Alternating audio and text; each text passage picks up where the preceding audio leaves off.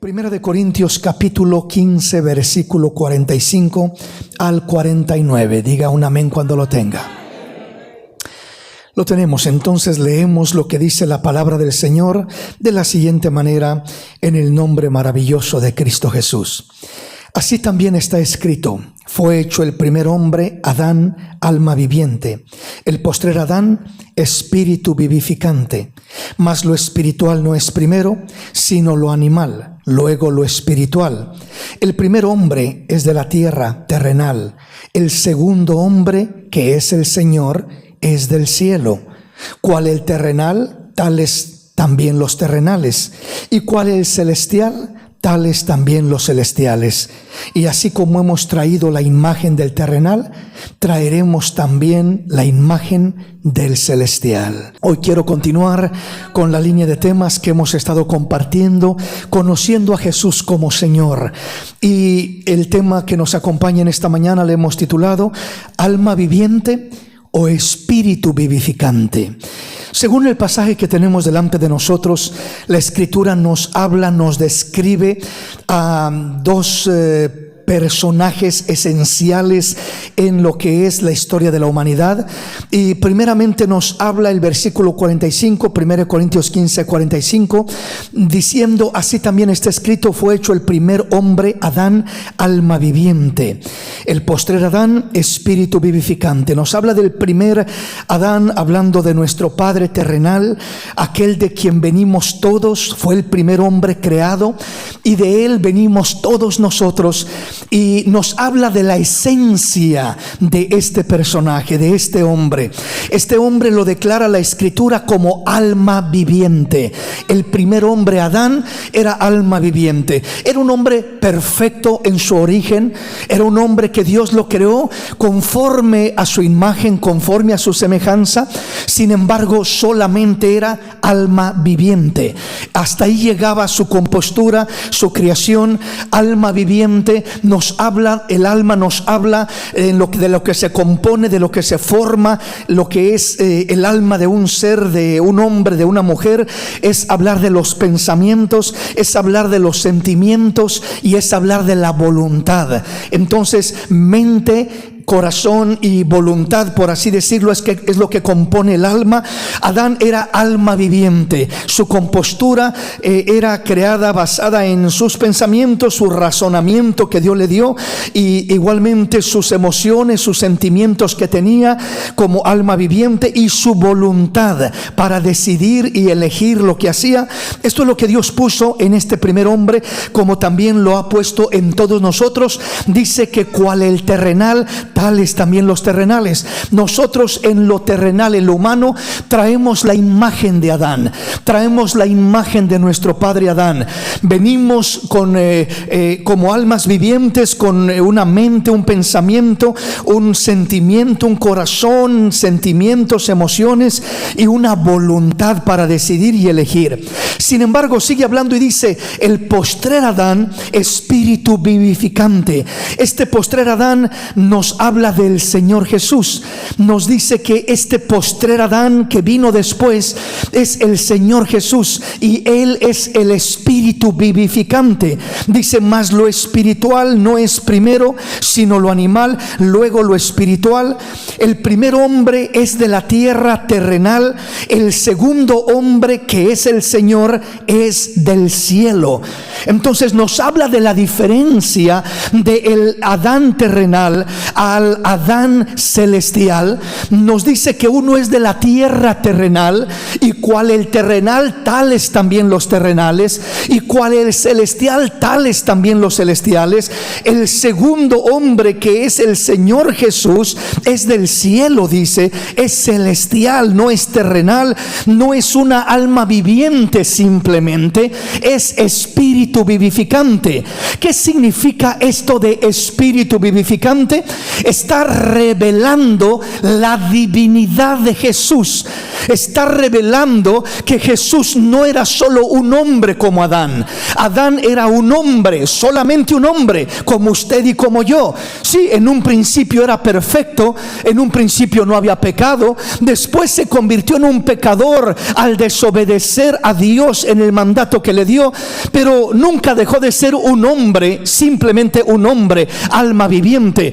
Pero el Señor Jesús dice que Él no es alma viviente, Él es espíritu vivificante. Revela su divinidad. ¿Quién había? ¿Qué había? ¿Quién habitaba en aquella humanidad? No era una simple alma como usted y yo, era espíritu vivificante, era el espíritu dador de toda vida que habitaba en Cristo Jesús, que habitaba en el Señor del cielo. Ese espíritu vivificante que da vida, que sana, que libera, que restaura, que bendice, que hace maravillas en la vida del hombre, es el Espíritu Santo del Dios Altísimo, que viene a morar, a habitar en aquel cuerpo, en Cristo Jesús nuestro Señor y Salvador.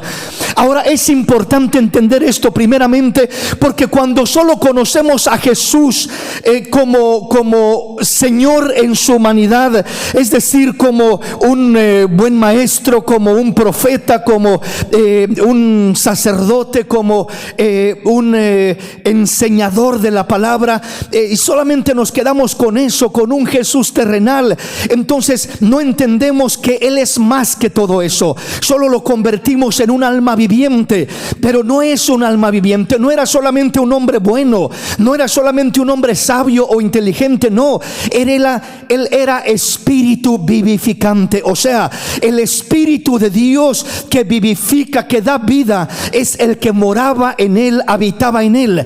No es suficiente conocer a Jesús solamente con lo intelectual, conocerlo intelectualmente, sino es necesario conocerlo espiritualmente, porque el que no lo conoce espiritualmente nunca conocerá ese espíritu vivificador, o sea, la vida que imparte Jesús cuando creemos en Él, la vida que imparte, la vida que impregna en uno. El Señor Jesús dijo: el ladrón vino para matar, robar y destruir, mas yo he venido para que tengan vida y para que la tengan en abundancia. Él es espíritu vivificador.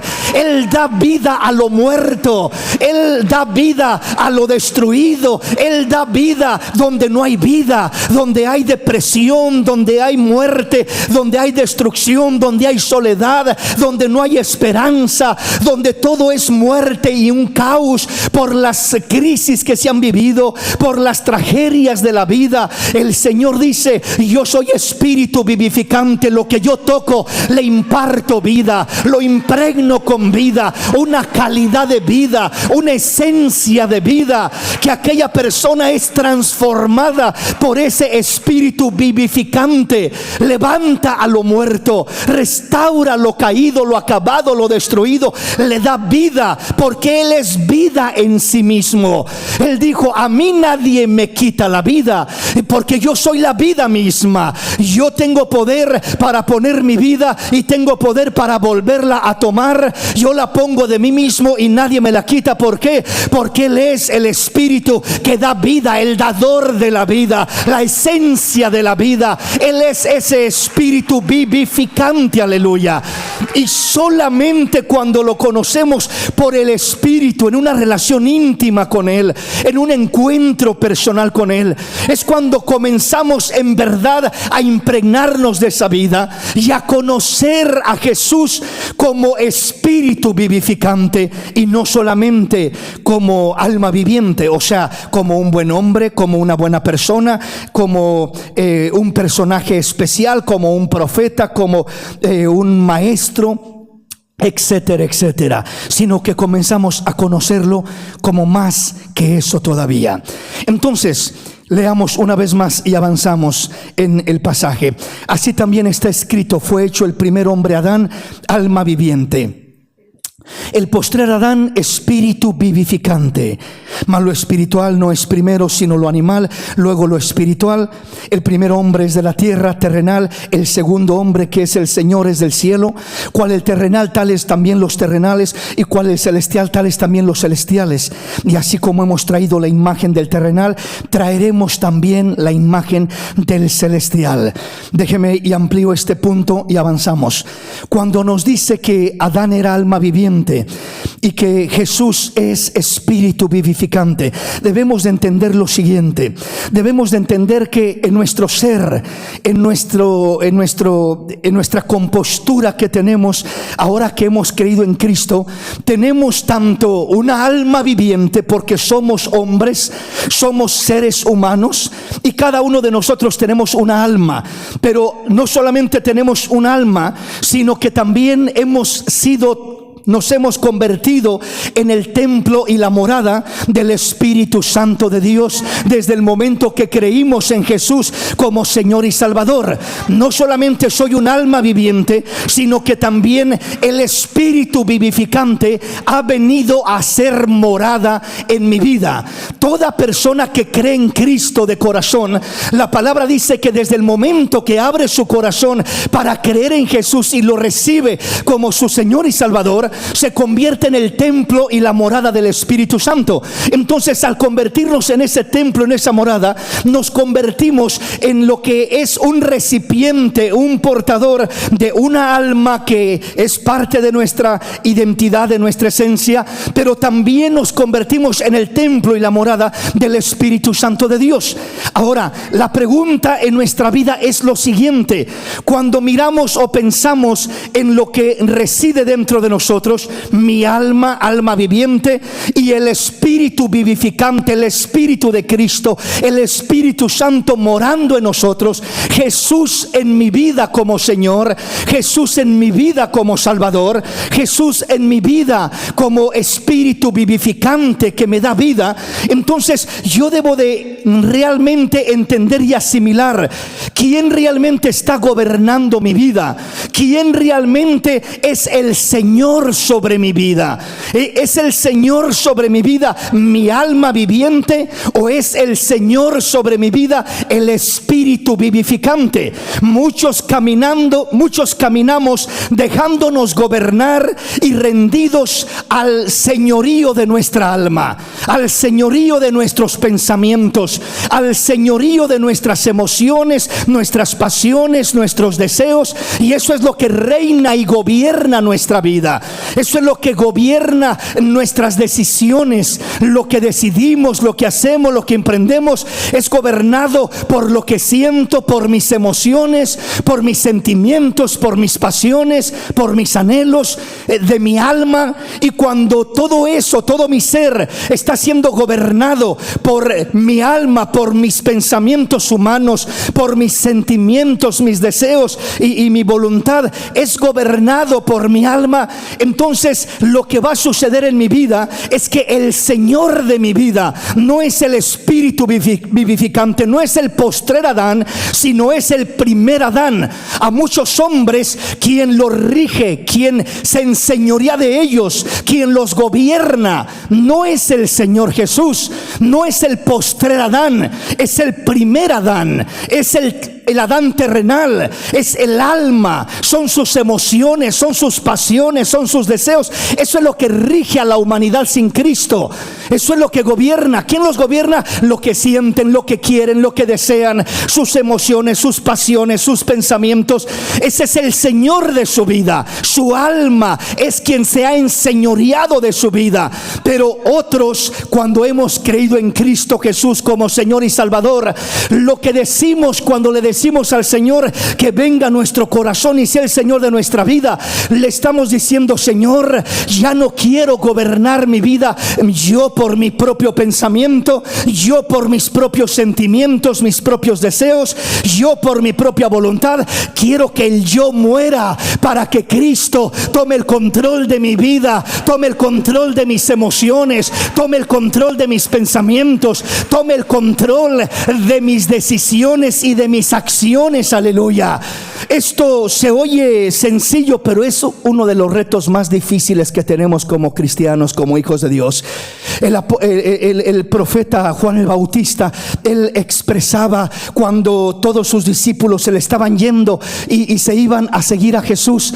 Dice la palabra que le reclaman y le dicen: oye, Juan, mira, aquel de quien diste testimonio, tú le estás haciendo un favor dando testimonio de él, y él te está quitando la gente, se está yendo toda la gente con él.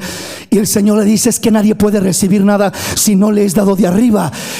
Yo no soy el esposo, yo no soy el dueño de la iglesia, yo solamente soy uno que viene a preparar el camino para el esposo, a anunciar que ya viene el esposo, pero él es el dueño. La novia es de él, no mía. La iglesia es de él, no es mía, es de él.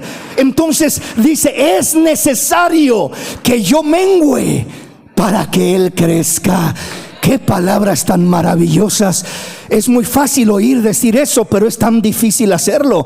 Lo que más impide que Cristo crezca en nosotros es que no estamos dispuestos a menguar. Es que queremos siempre tener la razón. Es que queremos siempre hacer las cosas a nuestra manera.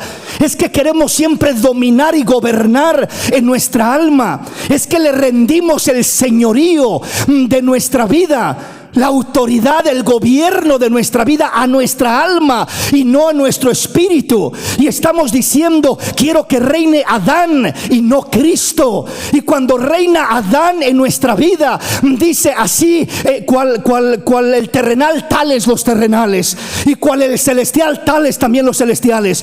Cuando Adán reina en mi vida, Adán, ¿cómo sabemos cuando Adán reina en mi vida? Bueno, cuando reinan tus pasiones, cuando reinan tus emociones, tus sentimientos, tus deseos, tu voluntad por encima de Dios, por encima de la palabra de Dios, por encima de Cristo. Está reinando Adán, está reinando tu alma, alma viviente.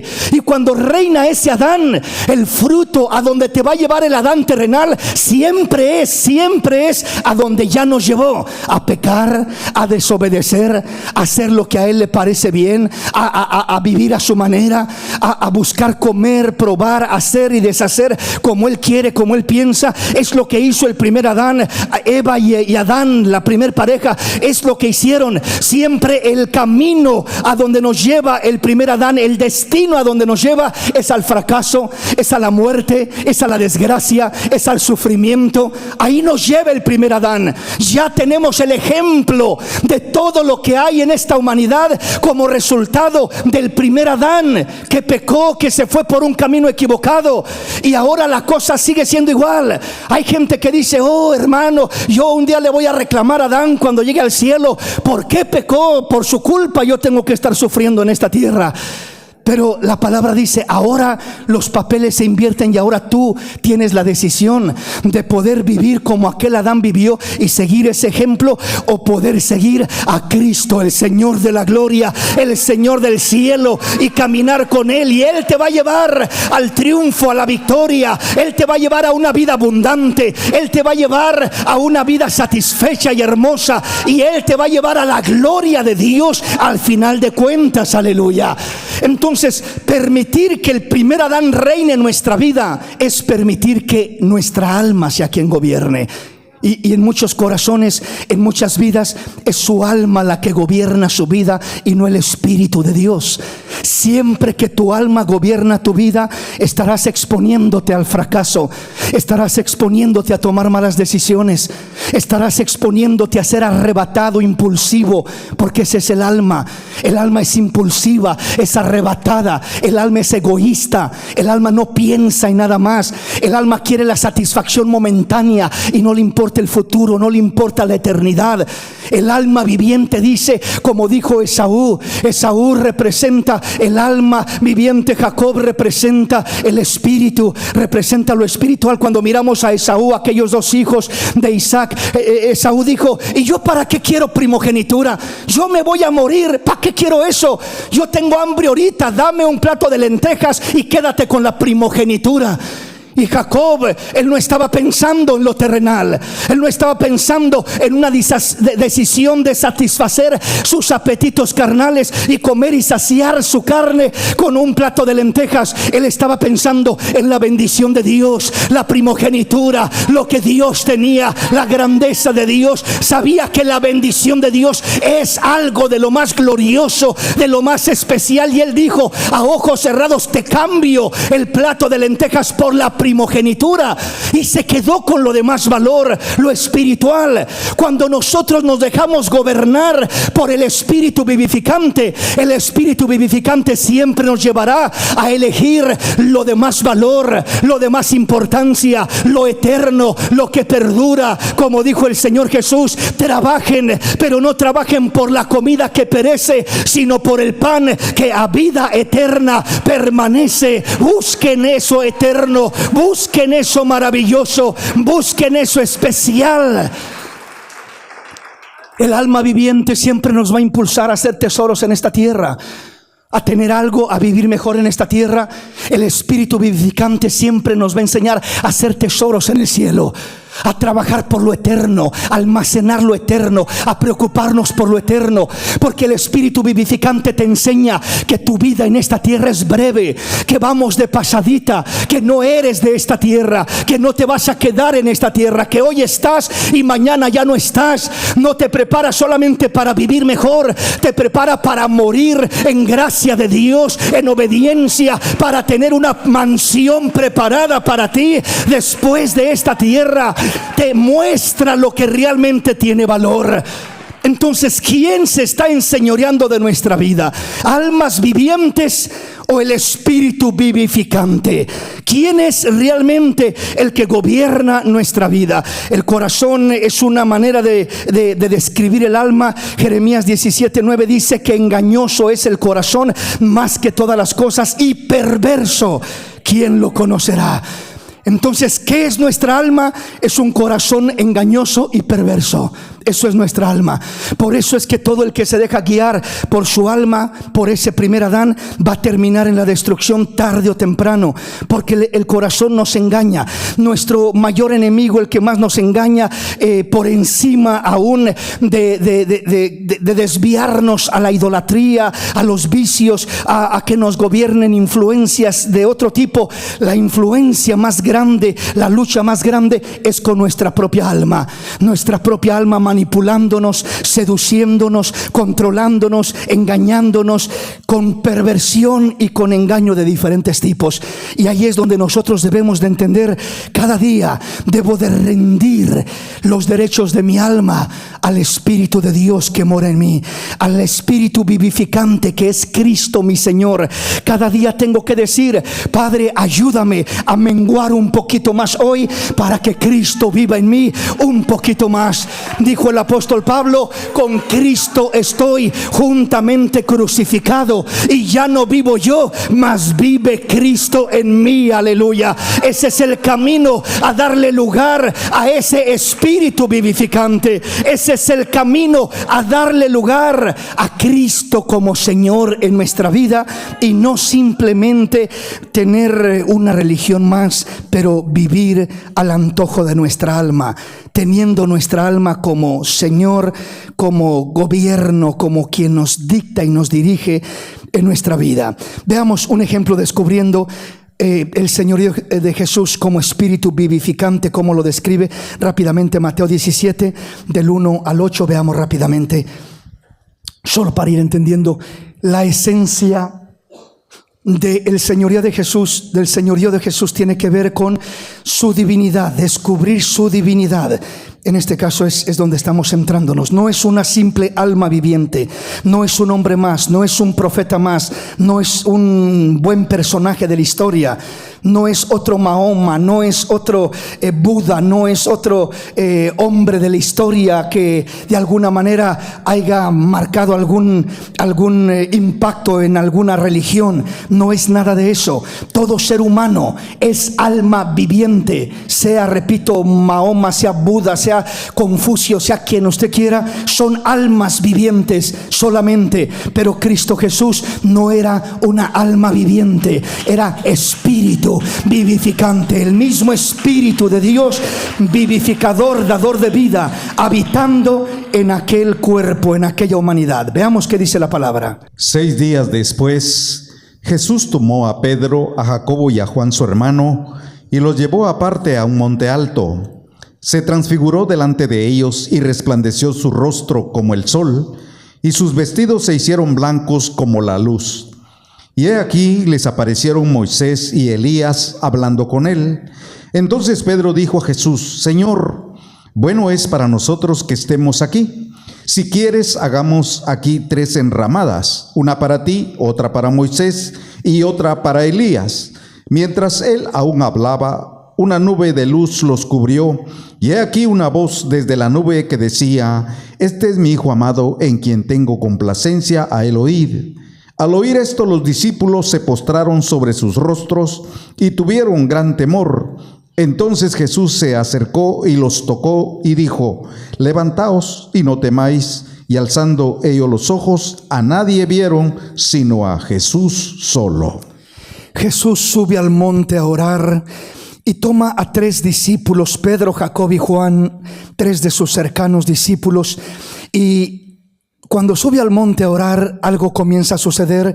Dice: y se transfiguró delante de ellos, y resplandeció su rostro como el sol, y sus vestidos se hicieron blancos como la luz. Imagínese usted aquella transformación, transfiguración del Señor. Comenzó a recorrerse el velo de carne y a brotar la esencia que había en él. ¿Qué había en él? Espíritu vivificante. Cuando comienza a transfigurarse, muestra lo interno que hay en él, y lo interno no era una alma como la suya. Lo que había detrás de ese cuerpo de carne no era una alma viviente, era un espíritu vivificante. Era la gloria de Dios que habitaba aquella naturaleza humana, y comienza a brotar al grado que todo se pone blanco, de luz brotando de adentro para afuera. No es que una luz lo iluminó de arriba para abajo, no, de dentro para afuera salía aquella luz, y su rostro se hizo resplandeciente como el sol, y todos sus vestidos blancos. Dice que cuando lo miraron, de repente apareció ahí Moisés, Elías hablando con él. Y entonces Pedro viene con una sugerencia: Señor, qué bueno que nosotros estemos aquí. Si quieres hacemos 3 enramadas, 3 altares, 3 lugares especiales, uno para ti, otro para Moisés, otro para Elías. Pero mientras él aún hablaba, una nube de luz los cubrió, y aquí una voz desde la nube que decía: Este es mi Hijo amado, en quien tengo complacencia, a él oíd.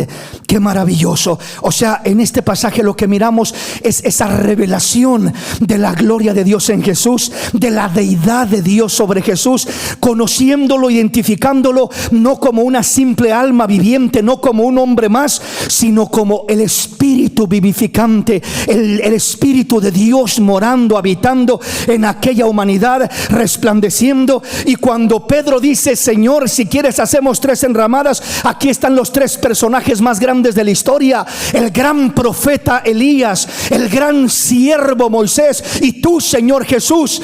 Pero les dice: si quieres los honramos a los 3, porque ¿cómo vamos a honrarte a ti y no a Moisés? Mira nomás quién está aquí, y mira Elías, otro poderoso y grande de Dios. Pero la voz que se oye del cielo dice: Este es mi Hijo amado, en quien tengo complacencia. No vas a honrar a alguien más, vas a depender de Cristo, de la gracia de Dios, de la bendición que viene en Cristo Jesús. Este es mi Hijo amado, en quien tengo complacencia. Estos tres personajes representan tres figuras simbólicas. Moisés representa la ley, Elías representa los profetas y Cristo representa la gracia en forma simbólica. Entonces, cuando se oye la voz que dice: este es mi Hijo amado en quien tengo complacencia, no estuvo la victoria otorgada en ningún sentido, ni la salvación, ni la vida eterna, ni el perdón de pecados en la ley. Moisés trajo la ley y trajo todo aquello, fue hermoso, pero nada de eso pudo hacer nada por la humanidad. La ley, en vez de salvar al hombre, lo condenó más abajo todavía. ¿Por qué? Porque el hombre es malo por naturaleza, no da la medida. Y antes el hombre pecaba, pero por lo menos no había una ley que lo acusara y le dijera: estás pecando. Pero cuando viene la ley, ahora la ley le dice: eres pecador, quebraste la ley. Dios dice: no hagas esto, no hagas esto, no hagas esto, no hagas lo otro, y tú lo haces. Eres pecador, estás destinado a la muerte, a la condenación, porque eres pecador. Entonces la ley no me levantó, no me salvó, no me perdonó. La ley lo que me vino a hacer fue a mostrarme lo pecador que soy yo.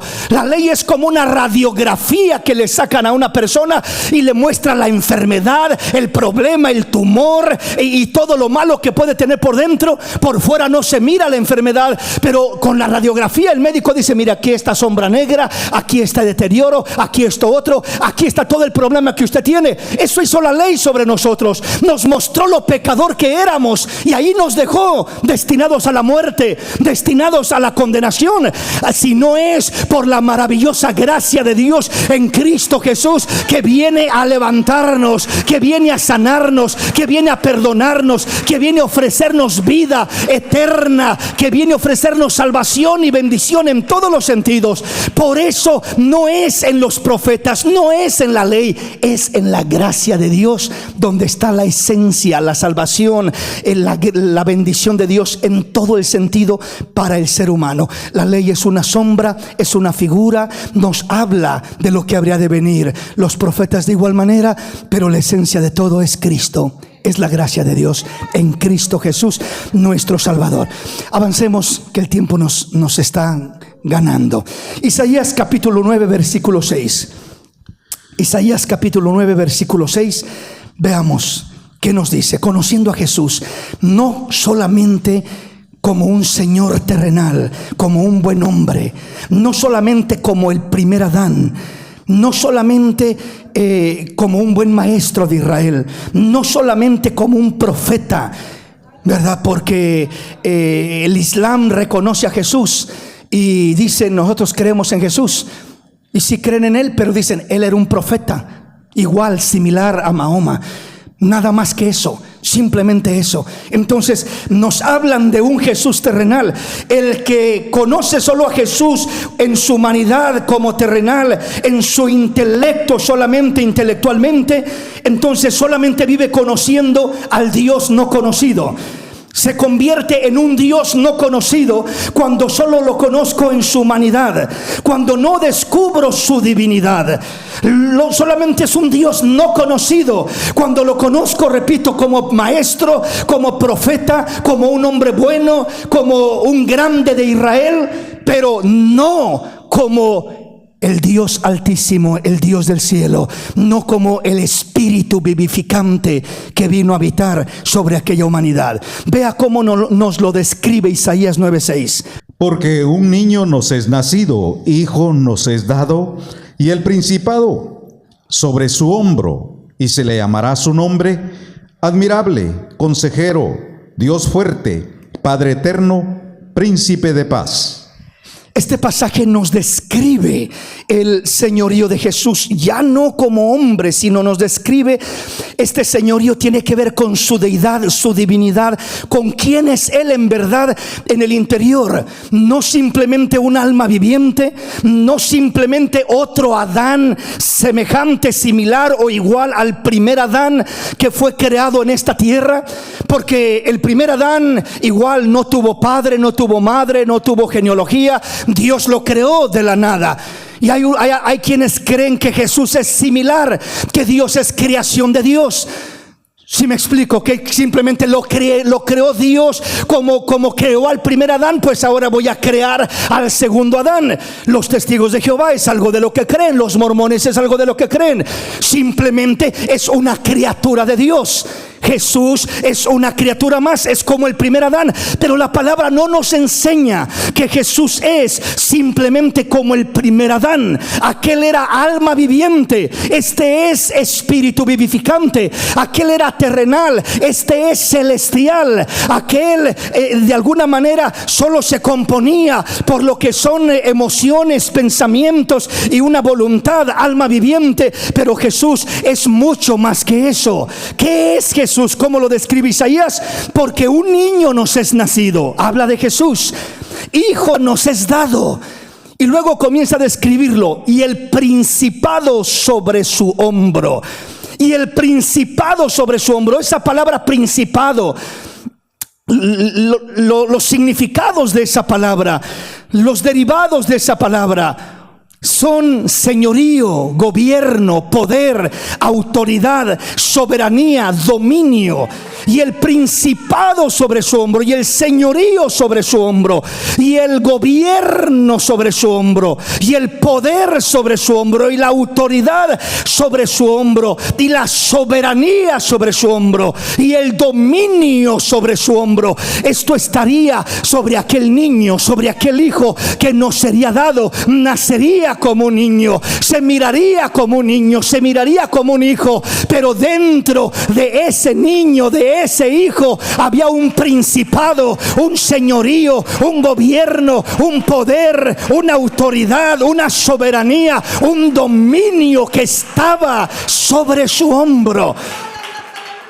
Y por si esas definiciones no fueran suficientes, agrega, dice, y se llamará su nombre Admirable, Consejero, Dios fuerte, Padre eterno y Príncipe de paz. Estos títulos que se le dan al Señor Jesús describen su señorío, describen su divinidad, describen quién Él era, no solamente como un Señor terrenal, no solamente como el primer Adán, no solamente como alguien que gobierna en lo humano, en lo terrenal, sino como alguien que gobierna en lo espiritual, por encima de todo. Su divinidad, su dominio, su soberanía. Entonces Él es admirable, no hay otro como Él. Consejero, Él es la sabiduría andando. Él es el Dios fuerte, Dios fuerte. No hay muchos dioses, no hay un Dios, dos dioses, 3, 5, 10 dioses, no. Hay un solo Dios verdadero, y este era el Dios fuerte, el Padre de la eternidad, Padre eterno. No solamente era Dios fuerte, porque los testigos de Jehová dicen sí era Dios, pero le ponen Dios con D minúscula, como Satanás, como un Dios de este mundo, como un ídolo, como un personaje de esta tierra. Entonces le cambian de ser el Dios real, el único y verdadero, a un Dios pequeñito, a un Dios. Sí, es un Dios, pero es un Dios chiquito, es un Dios inferior. Es que no hay muchos dioses ni muchos señores, solamente hay un solo Dios verdadero, un Señor verdadero. Y aquí nos dice que es Cristo Jesús, el Señor del cielo, el Señor de gloria, el admirable, el consejero, el Dios fuerte, el Padre eterno, el Príncipe de paz. Entonces dice el Dios fuerte, el Padre eterno, el Padre de la eternidad, estaba manifestándose en Cristo Jesús, en aquella humanidad. Su divinidad no era solamente un Señor humano, un buen hombre, un buen maestro, un personaje como Abraham, como Isaías, como Jeremías, como Noé, como alguno de los grandes del ayer. Nadie de eso se compara a Él, nadie de ellos. Por eso es que claramente cuando estaba en el monte de la transfiguración y Pedro dijo: si quieres hacemos 3 enramadas, honramos a los 3, una para ti, otra para Elías y otra para Moisés. Y se oye la voz del cielo que dice: este es mi Hijo amado, en quien tengo complacencia. No para los 3, no dijo estos 3 son los personajes más importantes, estos 3 son mis los elegidos, estos 3 son los grandes. No, estos 3, este es mi Hijo amado, en quien tengo complacencia. Avancemos en nuestro tema. Isaías capítulo 11, versículo 1 al 5, veamos cómo lo dice el profeta en este pasaje. Saldrá una vara del tronco de Isaí, y un vástago retoñará de sus raíces, y reposará sobre él el espíritu del Señor, espíritu de sabiduría y de inteligencia, espíritu de consejo y de poder, espíritu de conocimiento y de temor del Señor. Y le hará entender diligentemente en el temor de Dios. No juzgará según la vista de sus ojos, ni arguirá por lo que oigan sus oídos, sino que juzgará con justicia a los pobres y arguirá con equidad por los mansos de la tierra, y herirá la tierra con la vara de su boca, y con el espíritu de sus labios matará al impío, y será la justicia cinto de sus lomos y la fidelidad ceñidor de su cintura. Cuando miramos lo que relata Isaías, está hablando de la descendencia de Isaí, es decir, de ahí salió David, y por eso a Jesús se le conoció como el Hijo de David, hablando proféticamente de esta escritura, hablando de lo que saldría de esa descendencia, de esa línea. Saldrá una vara del tronco de Isaí, un vástago retoñará de sus raíces. Está hablando en lo humano, por supuesto. Era Isaí, era David, era Salomón, era la descendencia que venía de ahí, de la tribu de Judá. Pero hablando espiritualmente, entendemos, el Señor Jesús hizo una pregunta a los fariseos y les dijo: bueno, ¿qué es el Cristo, el Mesías de David? ¿Es su hijo o es su Señor? ¿Qué es de él?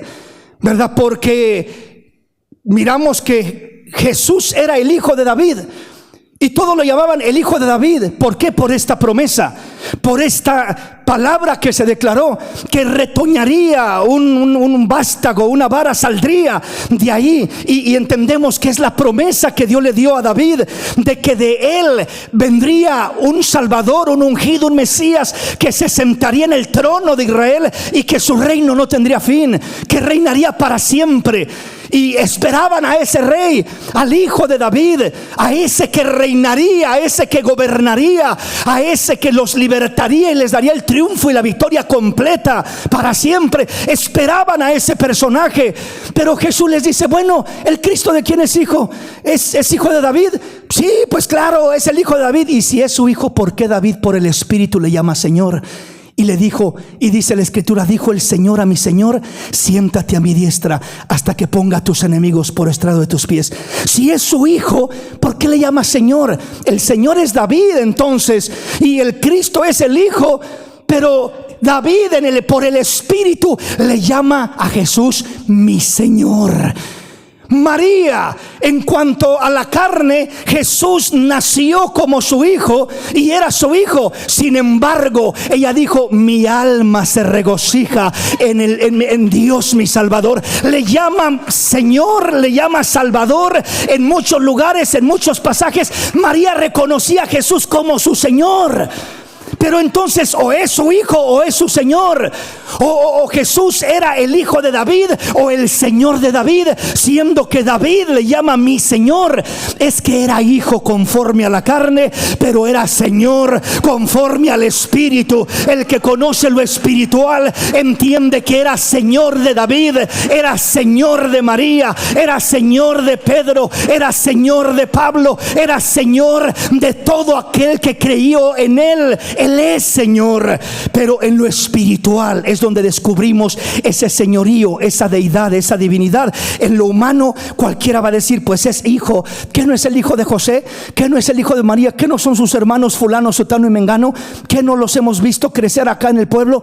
Pues sí, en lo humano, pero no conocían lo divino de Jesús, no conocían su divinidad como lo refleja acá. Entonces acá dice: reposará sobre de él el Espíritu del Señor. espíritu de sabiduría, de inteligencia, de consejo, de poder, de conocimiento y de temor del Señor.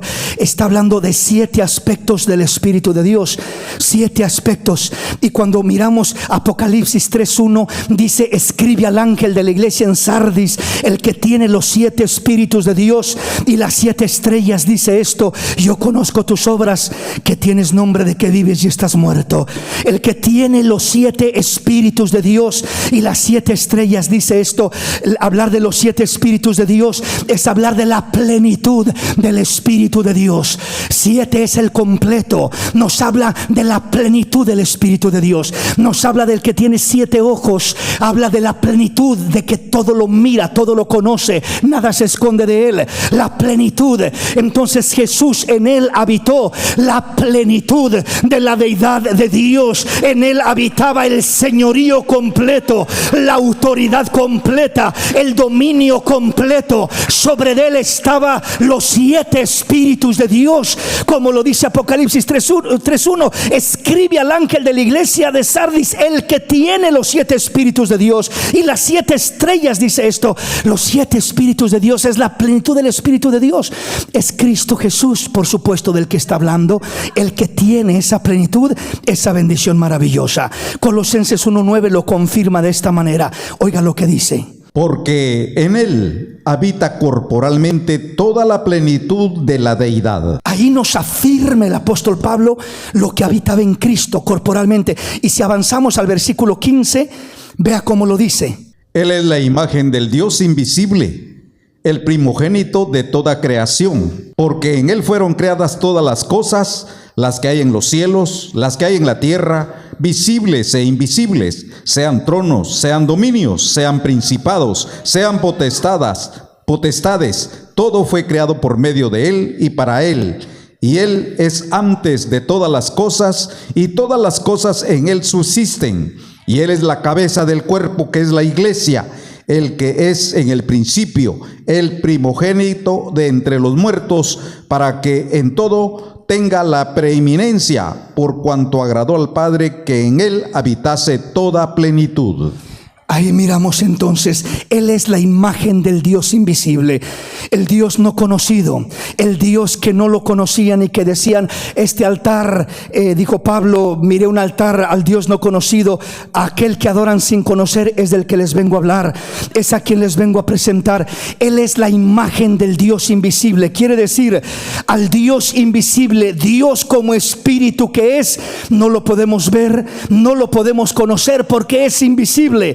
Pero lo que no pudimos conocer de Dios, del Dios invisible, lo conocemos en Cristo Jesús, porque Él es la imagen del Dios invisible. En otras palabras, aquel Dios invisible, aquella esencia, aquella deidad espiritual que habita en aquel cuerpo que es Cristo. Entonces ahí es donde se manifiesta esta deidad, esta soberanía, este poder, esta majestad, y comenzamos a conocer al Dios invisible a través de Cristo Jesús, que es el que nos revela, nos refleja la grandeza, el poder, el dominio, el amor, la majestad, la sabiduría, la gracia de ese Dios invisible. Ahí lo conocemos en Cristo Jesús. Dice claramente: porque en él fueron creadas todas las cosas, las que están en los cielos y las que hay en la tierra, visibles o invisibles, sean tronos, sean dominios, sean principados, sean potestades, todo fue creado por medio de él y para él. Es decir, no hay nada por encima de él. Si hablamos de dominios, de tronos, de principados, de potestades, de enfermedades, de cosas que haya, nada ni nadie está por encima de él. Él está por encima de todas las cosas. Él gobierna, él es supremo, está por encima de todo. Bendito el nombre del Señor. Venga conmigo a Filipenses capítulo 2. Me voy a adelantar un poquito porque el tiempo ya nos ganó, y veamos un pasaje más que nos revela precisamente lo que estamos hablando. Filipenses capítulo 2, versículo 5 al 11, para entenderlo mejor.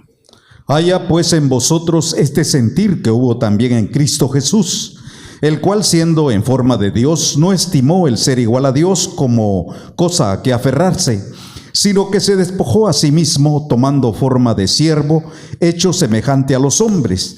Y estando en la condición de hombre, se humilló a sí mismo, haciéndose obediente hasta la muerte y muerte de cruz. Por lo cual Dios también lo exaltó hasta lo sumo y le dio un nombre que es sobre todo nombre, para que en el nombre de Jesús se doble toda rodilla de los que están en los cielos y en la tierra y debajo de la tierra, y toda lengua confiese: Jesucristo es el Señor, para gloria de Dios Padre. Qué maravillosa promesa, qué maravillosa bendición. Nos habla de imitar a Cristo. Haya en vosotros ese mismo sentir que hubo también en Cristo Jesús. Aprendamos de Él. Él sí era grande en verdad. Él sí era sabio en verdad. Él sí sabía lo que hacía, pero aún así se humilló, tomando forma de hombre, forma de siervo. Él podría decir: yo soy el Señor, yo soy el grande, yo soy el poderoso. ¿Por qué yo me voy a humillar? ¿Por qué me voy a humillar a mortales, carnales, terrenales, que no son sino como hormigas a mis pies, por así decirlo? Eso podría haber dicho el Señor, porque ¿qué es el hombre delante de Él? No es sino polvo, es como la flor del campo. Hoy está, mañana no está. Uno, a comparación del Señor de gloria, no es nada. No llega ni a un gusano, como dijo Jacob, ¿verdad? Soy un gusano que se arrastra. Pero realmente eso es lo que somos en nuestra humanidad a comparación del Señor. Pero el Señor, que sí tenía de qué jactarse, que sí tenía poder, grandeza, sabiduría y todo lo demás, dice Pablo: haya pues en vosotros este sentir que hubo también en Cristo Jesús, el cual siendo en forma de Dios, el cual siendo el mismo Dios en su esencia original, en su divinidad, en su deidad, no estimó el ser igual a Dios como cosa que aferrarse, sino que se despojó a sí mismo, tomando forma de siervo, hecho semejante a los hombres. Vino a vivir no como un rey, no como un gobernador terrenal, no vino a vivir como un príncipe en un palacio, vino a vivir como un siervo. Nació en un pesebre entre animalitos, creció en una casa humilde, pobre, con José, su padre, un oficio de los más simples como carpintero. No era nadie grande humanamente, no eligió grandeza en su crecimiento y en su formación y en su desarrollo, nada de ello, sino que todo eligió vivir como un siervo, como un hombre, para darnos ejemplo.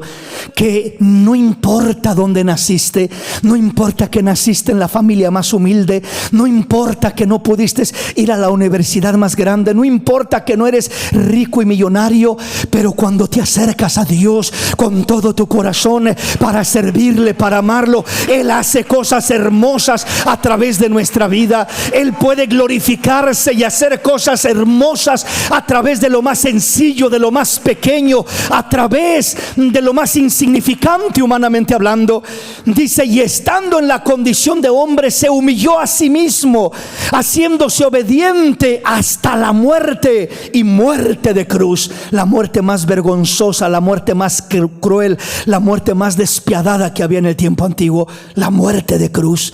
Entonces dice: por lo cual, por esta razón, porque eligió este camino, dice, Dios también lo exaltó hasta lo sumo. Lo sumo es lo más alto que pueda haber.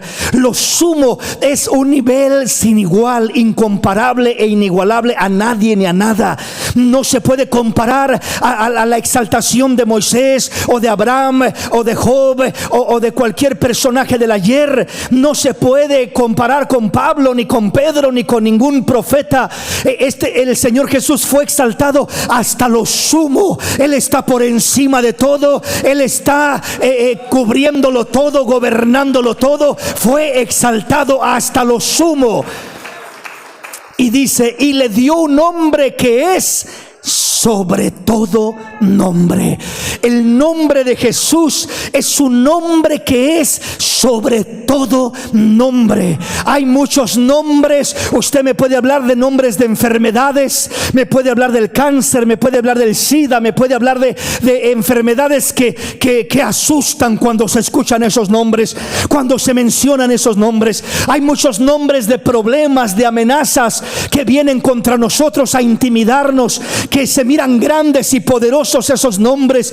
Hay tantos nombres que vienen de alguna manera intimidándonos, pero dice la Escritura que al Señor se le dio un nombre que es sobre todo nombre. Cuando nosotros mencionamos el nombre de Jesús, entendemos que ese nombre lo sobrepasa a todos, gobierna por encima de todos, tiene autoridad sobre todo nombre. Cuando dice que se le dio un nombre que es sobre todo nombre, no solamente es decir, oh, sí, tienes un nombre muy bonito, muy especial, muy famoso. No, lo que está diciendo es que el nombre de Jesús tiene dominio y autoridad sobre todo nombre que se mencione. No se habla de un nombre bonito o famoso simplemente. Usted en esta tierra podrá escuchar un nombre de algún personaje famoso que diga, este personaje es muy famoso en la historia. Si usted quiere, Cristóbal Colón por lo que supuestamente descubrió, o Einstein por su inteligencia, o algún otro personaje de la historia por sus inventos, por sus logros, lo que sea. Esos nombres pueden ser famosos. Algún artista muy famoso que diga, Elvis fue muy famoso y resaltó en su fama, o Napoleón desde la antigüedad, que fue muy famoso, personajes históricos. Pero esos nombres no tienen ningún poder. Por famoso que pudiera ser históricamente un nombre, no hay poder sobre los demás nombres, sobre cualquier otra cosa. No hay ningún poder. Aquel murió con su nombre y su nombre perdió poder, perdió fuerzas y gobernó. Si conquistó el mundo de entonces, Napoleón, ahí cuando murió perdió todo una vez más y ahí quedó. Pero Jesús se le dio un nombre que es sobre todo nombre, gobierna, tiene autoridad. Está hablando del control que hay cuando invocas el nombre de Jesús, cuando entiendes lo que hay en el nombre de Jesús, para que nada te intimide, para que nada te asuste, para que entiendas que tú estás al lado del poderoso. Y dice la palabra, el que habita al abrigo del Altísimo morará bajo la sombra del Omnipotente. Diré yo al Señor, esperanza mía, castillo mío, mi Dios, ¿de quién temeré? Él te librará del lazo del cazador, de la peste destructora. Debajo de sus plumas te cubrirá, abrigo y adarga es su verdad. No temeré a mal alguno, ni a pestilencia que ande en la oscuridad, ni a mortandad que en medio del día destruya. Porque caerán 1000 a mi diestra y 10,000 a mi izquierda, pero a ti no llegarán. Aleluya, a ti no llegarán. Dale gloria y honra al que vive, dale alabanzas al que tiene poder, al soberano de los reyes, al Rey de reyes, al Señor de señores, el único que tiene inmortalidad, que habita en luz inaccesible. Él es al que adoramos en este lugar, Él es al que proclamamos como Señor, Él es al que glorificamos con todo el corazón. Él es, y fuera de Él no hay nadie, no hay quien salve, no hay quien liberte, solamente Él, y su nombre es Jesús. Aleluya. Ante Él se doblega toda rodilla y toda lengua confiesa que Jesús es el Señor. Bendito su nombre, bendito, bendito y muy bendito sea el nombre de Jesús. Póngase de pie y vamos a hablar con el Señor. Vamos a hablar con el Señor y vamos a invocar ese nombre poderoso, ese nombre maravilloso, ese nombre sublime y glorioso que nos ha sido revelado, ese nombre maravilloso en el cual entendemos que hay poder en el cielo y en la tierra, que hay poder para deshacer toda obra del enemigo.